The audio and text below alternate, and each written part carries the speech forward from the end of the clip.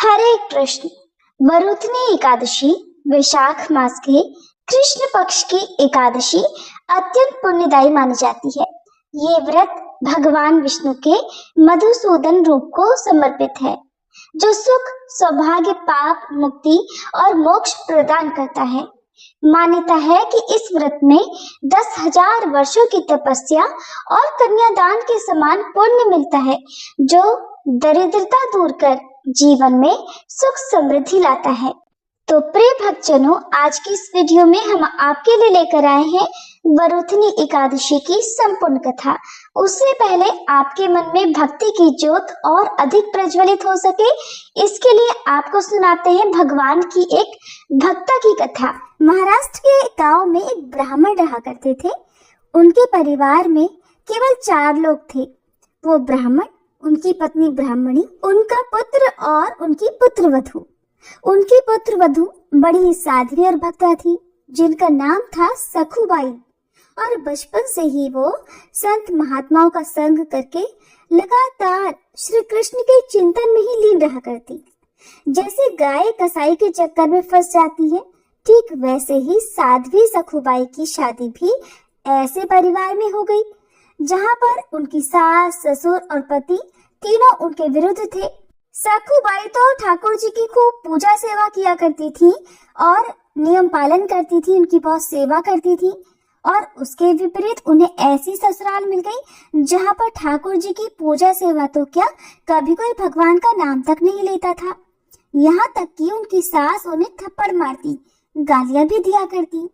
उनके परिवार में सब उनके भजन के विरुद्ध थे, लेकिन सखुबाई ने उनमें से कभी किसी से कुछ नहीं कहा। उनके पति भी उनके अनुकूल नहीं थे।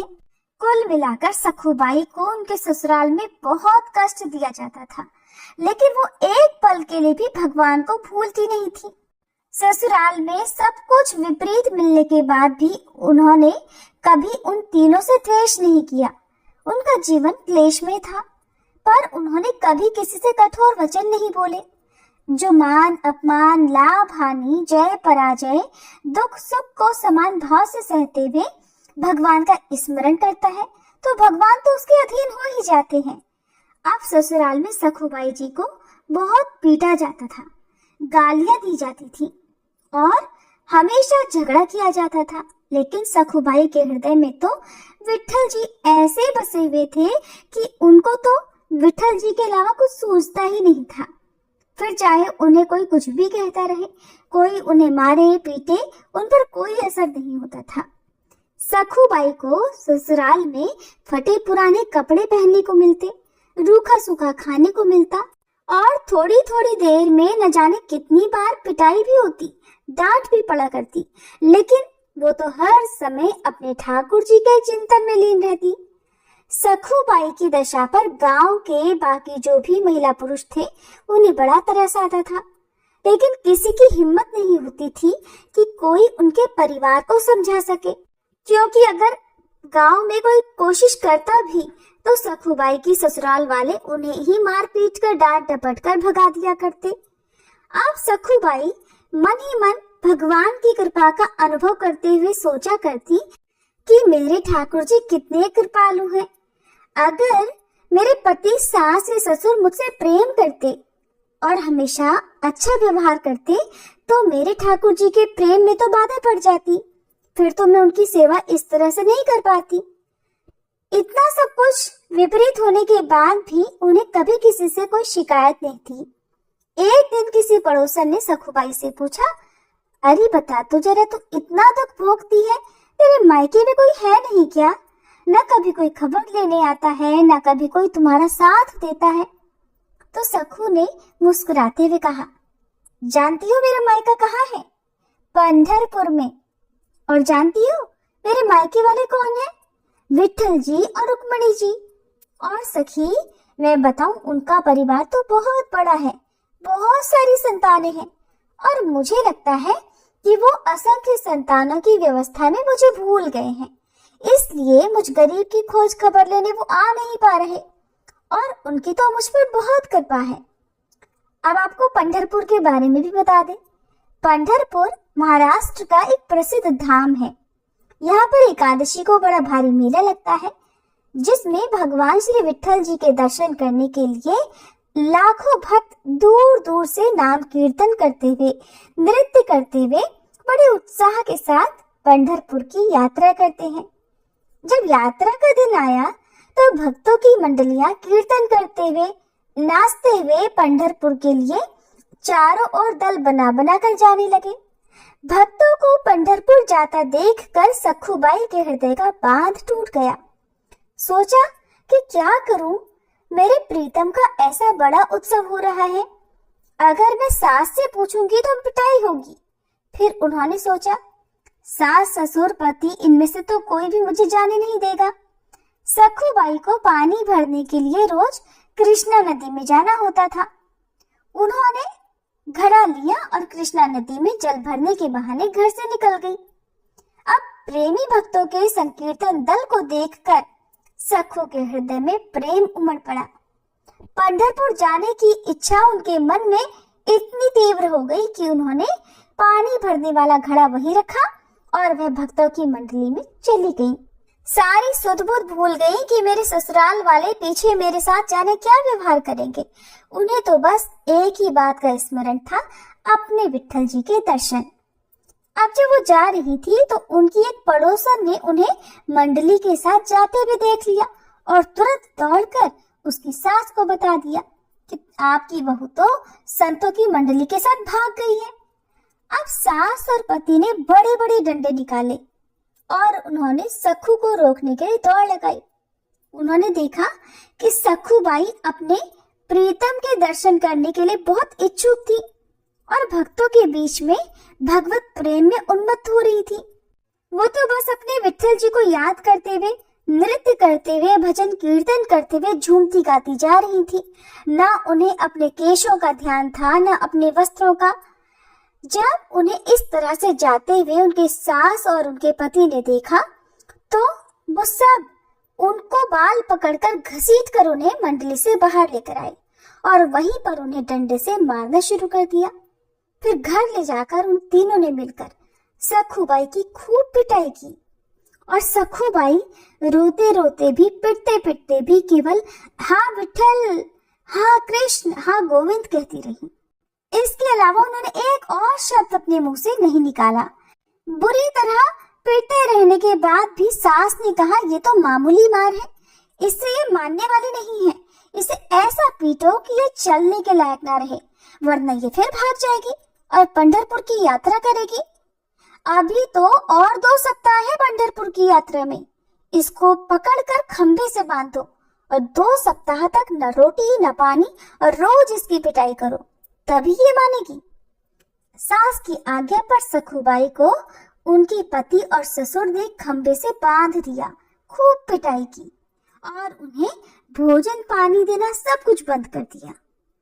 अब सखुबाई के हृदय में ये दुख नहीं था, ये मलाल नहीं था कि मुझे बांध दिया गया, मुझे मारा गया, मुझे गाली दी गई।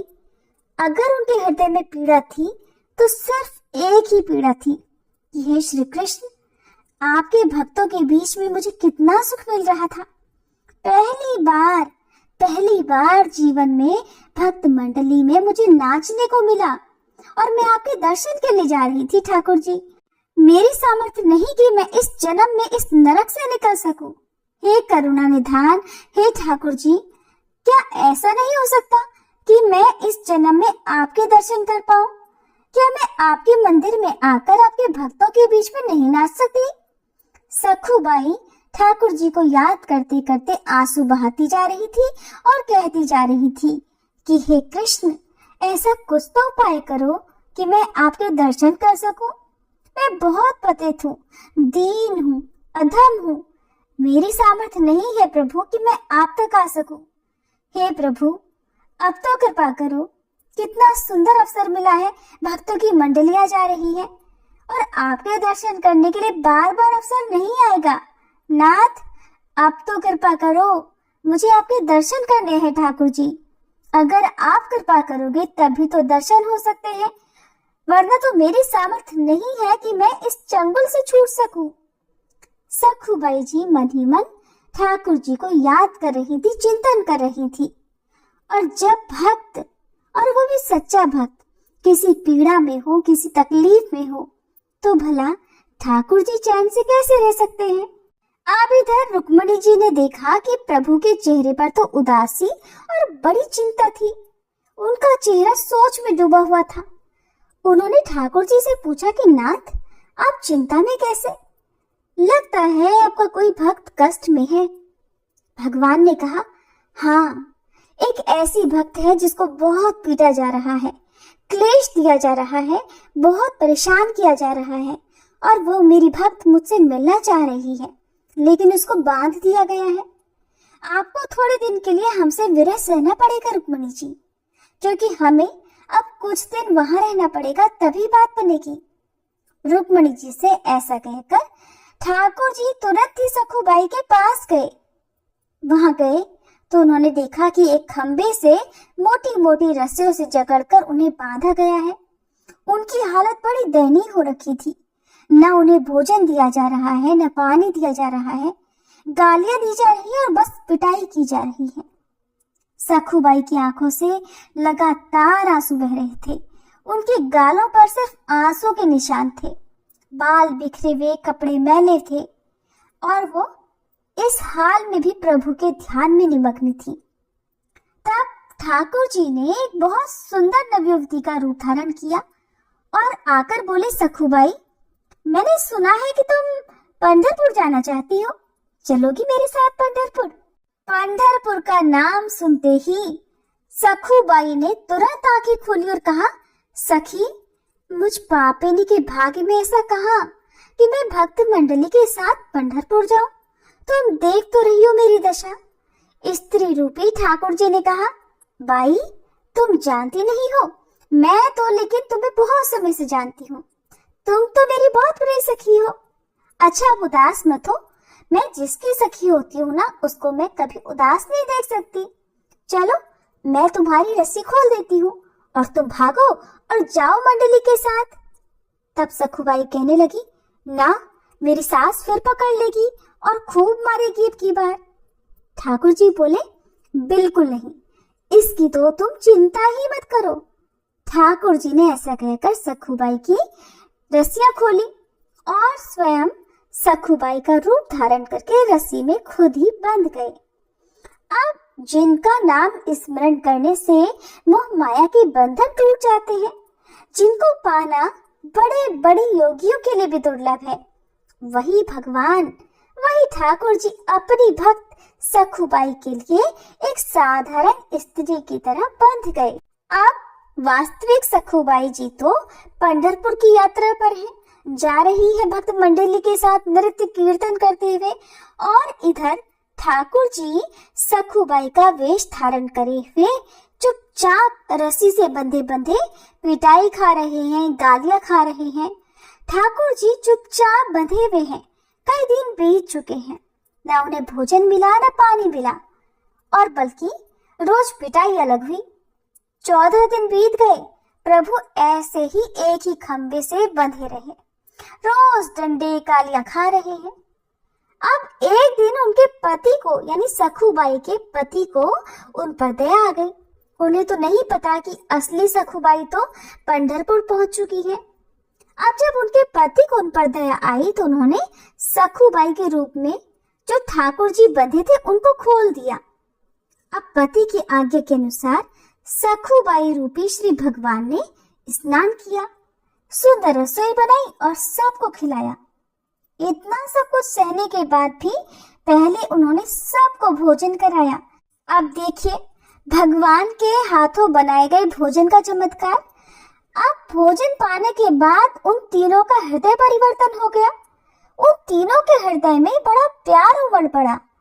सखुबाई रूपी भगवान ने अपनी सेवा और सुंदर व्यवहार से पति, सास और ससुर तीनों के स्वभाव को ही बदल दिया। अब तीनों सखुबाई स्वरूप श्री भगवान से बड़ा प्रेम करने लगे, बड़ा सम्मान करने लगे। उधर सखुबाई पंढरपुर पहुंचकर नाम संकीर्तन करते हुए नाच रही है। प्रभु के प्रेम में मगन वो इस बात को भूल ही गई कि मेरी जगह तो मेरे घर पर कोई और सखी बंधी हुई है।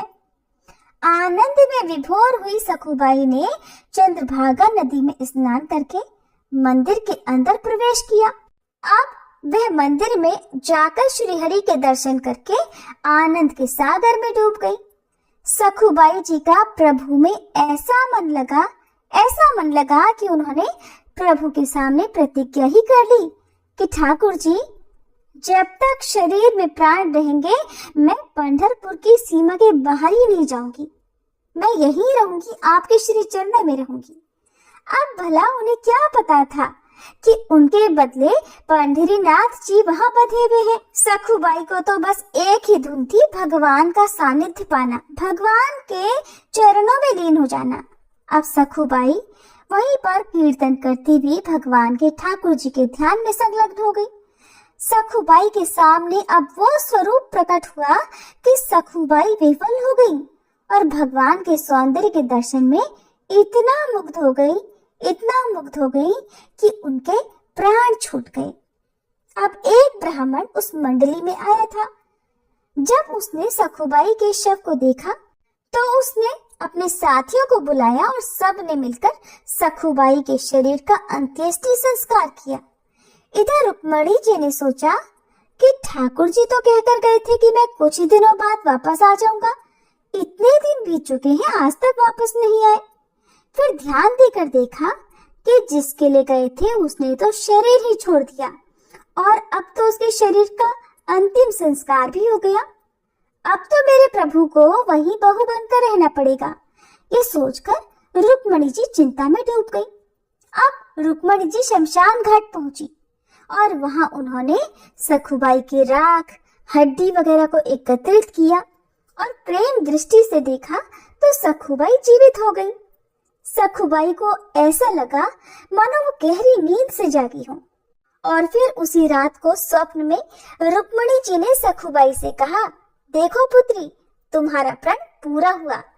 तुमने कहा था कि जब तक इस शरीर में प्राण रहेंगे मैं पंढरपुर की सीमा के बाहर नहीं जाऊंगी। अब तुम्हारा वो शरीर तो जल गया, अब तुम लौट जाओ। मेरे प्रीतम तुम्हारे रूप में तुम्हारे घर पर हैं। आदेश पाकर सखुबाई आनंद मगन होकर 2 दिन बाद यात्रियों के साथ वापस लौट आई।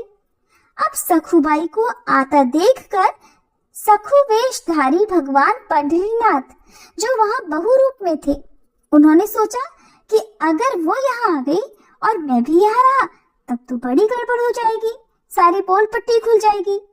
ठाकुर जी ने तुरंत सास से कहा कि माँ जी, मैं पानी लेने जा रही हूँ। कहते ही उन्होंने घड़ा लिया, घाट पर आई और पूर्व परिचित सखी का वेश धारण करके असली सखुबाई से मिली। उन्हें देखते ही सखुबाई को तो सारी बातें याद आ गई। सखुबाई ने दौड़कर उन्हें हृदय से लगाया और कहने लगी, सखी, आपकी कृपा से मुझे पंढरपुर जाने को मिला, मुझे मेरे ठाकुर जी के दर्शन हुए। ऐसा कहकर उन्होंने उनके चरणों को पकड़ लिया और रोने लगी, कहने लगी, बहन, मेरे पीछे तो तुम्हें बड़ा कष्ट भोगना पड़ा होगा।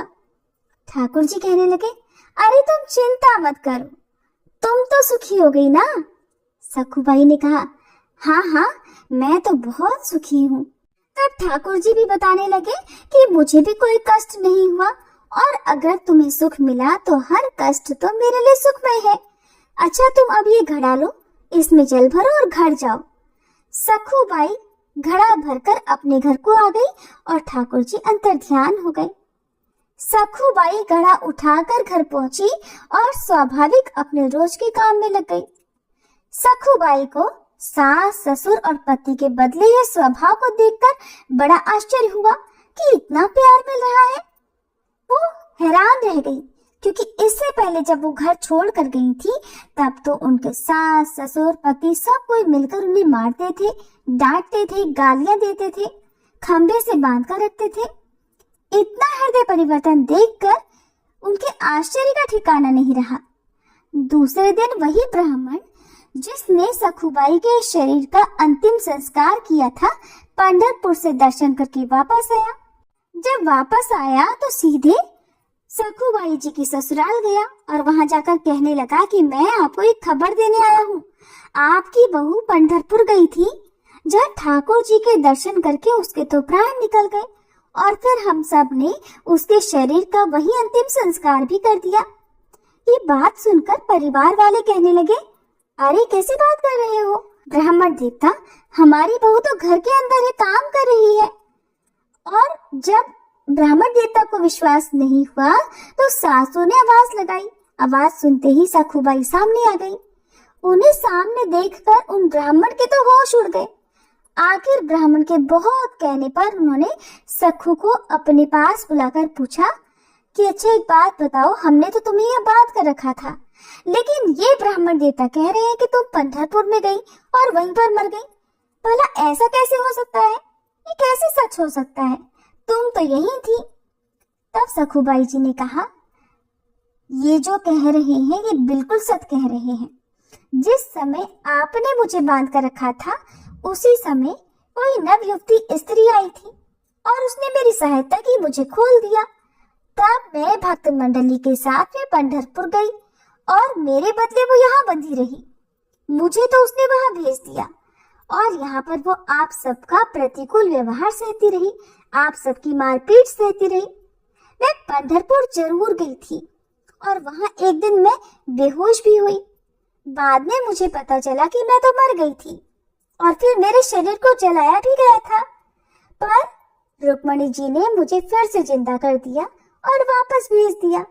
और जब मैं नदी के पास आई तो वही युवती जिसने मुझे खोला था और जो मेरी जगह बंद कर खड़ी हो गई थी, वो मुझे घड़ा देकर चली गई। आप लोग जानते हैं वो युवती कौन थी? तो सास, ससुर और पति कहने लगे, नहीं, हमें तो नहीं पता।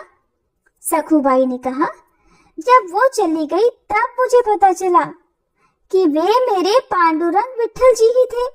और आप लोगों का तो बड़ा सौभाग्य है कि आपको मेरे इष्ट के दर्शन हो गए। ऐसा सुनते ही सखुबाई के सास, ससुर और पति उनके चरणों में गिर पड़े और कहने लगे, हमने तुम्हें पहचाना नहीं। हमारे घर में ऐसी परम भक्त, परम साध्वी रहती है जिसके अधीन श्री भगवान है। हमने तुम्हें बहुत सताया, बहुत कष्ट दिया, हम पर कृपा करो। संत सखुबाई ने सास, ससुर और पति को भक्ति का उपदेश दिया। अब तीनों भजन परायण होकर सखुबाई की कृपा से भगवत धाम को प्राप्त हुए। इसीलिए भक्त अगर भक्ति के मार्ग में आगे बढ़ रहा हो और उसके जीवन में चाहे कितनी परेशानियां, कितने भी कष्ट आए, तो उसे उन कष्टों से घबराना या परेशान होना बिल्कुल नहीं चाहिए, बल्कि उसे तो खुश होना चाहिए कि अब श्री हरि जल्दी ही आने वाले हैं। क्योंकि जब जब भगवान हमारे जीवन में कष्टों को भेजते हैं तो समझ लीजिए कि अब उनकी कृपा दृष्टि होने वाली है। जब जब प्रतिकूलता किसी भक्त के जीवन में आई हो तो भगवान का ऐसा अवतार हुआ है जो ना तो पुराणों में लिखा है न ही शास्त्रों में। हरि हमें हर क्षण देख रहे हैं, इसलिए कभी निराश मत होना। चाहे जीवन में कितने दुख, कितने भी क्लेश आए, आपको दुख क्लेश देने वाले व्यक्ति को कभी क्लेश देने का विचार भी मत करना, बल्कि आनंदित होकर उस दुख को सहना। तो ठाकुर जी की कृपा आप पर जरूर होगी और ठाकुर जी आएंगे, आपको अपने हृदय से लगा लेंगे और फिर इससे हम सबका जन्म मरण का बंधन दूर हो जाएगा। प्रेम से बोलिए विठलनाथ की जय, सखुबाई जी की जय। प्रिय भक्तजनों, अब सुनिए पद्म पुराण में वर्णित वरुथनी एकादशी की कथा। धर्मराज युधिष्ठिर ने पूछा, हे वासुदेव, आपको नमस्कार है। वैशाख मास के कृष्ण पक्ष में किस नाम की एकादशी होती है? कृपया उसकी महिमा बताइए। तब भगवान श्री कृष्ण बोले, राजन, वैशाख कृष्ण पक्ष की एकादशी वरुथनी के नाम से प्रसिद्ध है। ये इस लोक और परलोक में भी सौभाग्य प्रदान करने वाली है। वरुथनी के व्रत से ही सदा सौख्य का लाभ और पाप की हानि होती है। ये समस्त लोगों को भोग और मोक्ष प्रदान करने वाली है। वरुथनी के ही व्रत से मांधाता तथा धुंधुमार आदि अन्य अनेक राजा स्वर्ग लोक को प्राप्त हुए हैं। जो 10,000 वर्षों तक तपस्या करता है, उसके समान ही फल वरुथनी के व्रत से भी मनुष्य प्राप्त कर लेता है। राजन, घोड़े के दान से हाथी का दान श्रेष्ठ है। भूमि दान उससे भी बड़ा है। भूमि दान से भी अधिक महत्व तिल दान का है। तिल दान से बढ़कर स्वर्ण दान और स्वर्ण दान से बढ़कर अन्न दान है, क्योंकि देवता, पितर तथा मनुष्यों को अन्न से ही तृप्ति होती है। विद्वान पुरुषों ने कन्यादान को भी अन्नदान के समान ही बताया है। कन्यादान के समान ही धेनु अर्थात गाय का दान है। ये साक्षात भगवान का कथन है। बताए गए सभी दानों से बड़ा विद्या दान है। मनुष्य वरुथनी एकादशी का व्रत करके विद्या दान का भी फल प्राप्त कर लेता है। जो लोग पाप से मोहित होकर कन्या के धन से जीविका चलाते हैं, वे पुण्य का क्षय होने पर यातनामय नरक में जाते हैं। इसलिए सर्वथा प्रयत्न करके कन्या के धन से बचना चाहिए। उसे अपने काम में नहीं लाना चाहिए। जो अपनी शक्ति के अनुसार आभूषणों से विभूषित करके पवित्र भाव से कन्या का दान करता है, उसके पुण्य की संख्या बताने में स्वयं चित्रगुप्त भी असमर्थ हैं। वरुथनी एकादशी का व्रत करके भी मनुष्य उसी के समान फल प्राप्त करता है।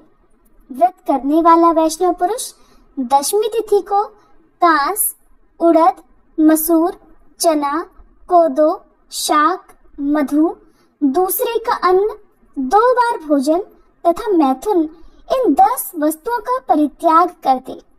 एकादशी को जुआ खेलना, नींद लेना, पान खाना, दातुन करना, दूसरे की निंदा करना, चुगली करना, चोरी, हिंसा, मैथुन, क्रोध तथा असत्य भाषण, इन 11 बातों को त्याग दे।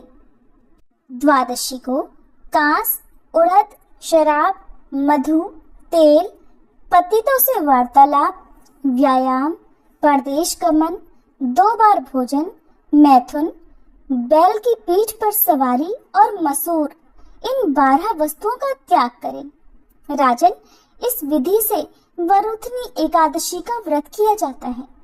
रात को जागरण करके जो भगवान मधुसूदन का पूजन करते हैं, वे सब पापों से मुक्त होकर परम गति को प्राप्त होते हैं। इसलिए पाप भीरु मनुष्यों को पूर्णतः प्रयत्न करके इस एकादशी का व्रत करना चाहिए। यमराज से डरने वाला मनुष्य अवश्य ही वरुथनी का व्रत करे। भगवान श्री कृष्ण आगे कहते हैं, हे राजन, इस महात्म्य के पढ़ने और सुनने से सहस्त्र गोदान का फल मिलता है और मनुष्य सब पापों से मुक्त होकर अंत में श्री विष्णु लोक में प्रतिष्ठित होता है। हे धर्मराज, सौभाग्य का आधार संयम है। हर प्रकार संयम रखने से मनुष्य के सुख और सौभाग्य में वृद्धि होती है। अगर प्राणी में संयम नहीं है तो उसके द्वारा किए गए तप, त्याग और भक्ति पूजा आदि सब व्यर्थ हो जाते हैं। भगवान श्री कृष्ण आगे कहते हैं, हे युधिष्ठिर, इस विषय में एक प्राचीन इतिहास कहता हूँ, ध्यान पूर्वक सुनो। प्राचीन समय की बात है। नर्मदा नदी के तट पर मांधाता नाम के एक राजा राज्य किया करते थे। वह बहुत ही धार्मिक विचारों के और दानी भी थे। हमेशा भगवान का ध्यान किया करते और पूजा में लीन रहते थे। एक बार राजा मांधाता जंगल में तपस्या कर रहे थे। तभी वहां पर एक भालू आया और राजा का पैर खाने लगा। पैर खाने के साथ ही वह राजा के पैर को घसीटकर जंगल में ले जाने लगा। राजा भालू के पैर खाए जाने से बहुत घायल हो गए थे, जिस कारण खुद की रक्षा करने में पूरी तरह से असमर्थ थे। तब राजा मांधाता ने अपनी रक्षा के लिए भगवान श्री विष्णु से प्रार्थना की। राजा की करुण पुकार सुनकर भगवान विष्णु ने अपने चक्र से भालू को मारकर उनकी रक्षा की। लेकिन जब राजा ने अपना पैर देखा तो और भी अधिक दुखी हुए। फिर भगवान को याद किया। भगवान श्री विष्णु प्रकट हुए। तब राजा ने उनसे पूछा कि प्रभु, शारीरिक और मानसिक कष्ट से कैसे मुक्ति पाई जा सकती है? तब भगवान ने कहा कि हे राजन, ये तुम्हारे पूर्व जन्म का अपराध था। अब तुम मथुरा जाकर श्रद्धा पूर्वक वरुथनी एकादशी का व्रत रखो और मेरे वराह अवतार की पूजा करो। तब इस व्रत के पुण्य प्रभाव से तुम्हारे अंग एक बार फिर से पहले की तरह हो जाएंगे। तब राजा ने भगवान को प्रणाम किया और मथुरा चले गए। वहां पर भगवान की श्रद्धा पूर्वक पूजा आराधना की। एकादशी का दिन आने पर श्रद्धा पूर्वक उन्होंने वरुथनी एकादशी का व्रत भी किया और इस व्रत के पुण्य प्रभाव से उन्हें अपना पैर वापस मिल गया। उनके अंग पुनः पहले की तरह हो गए और इस प्रकार उन्हें हर तरह के शारीरिक और मानसिक दुखों से भी छुटकारा मिल गया। तब भगवान श्री कृष्ण के कहने पर धर्मराज युधिष्ठिर ने भी श्रद्धा पूर्वक वरुथनी एकादशी का व्रत किया। कथा समाप्त। सभी प्रेम से बोलिए वरुथनी एकादशी की जय। श्री लक्ष्मी नारायण भगवान की जय।